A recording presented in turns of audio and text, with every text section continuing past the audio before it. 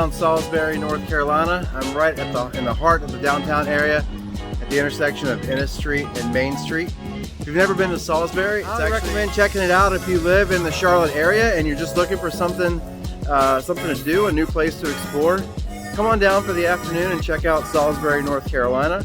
I think you'll have a good time and be happy that you did. I just want to show you a really cool downtown that a lot of people might not know about. There's really cool shops and some restaurants. Just went to a coffee shop, Mean Mugs. And it's just a really neat place to come and walk around and check out. It actually reminds me of sort of a smaller version of an Asheville, North Carolina. Thanks so much for watching. This has been Jimmy with the CLT Life. Be sure to check out Salisbury, North Carolina, and we'll see you on the next video.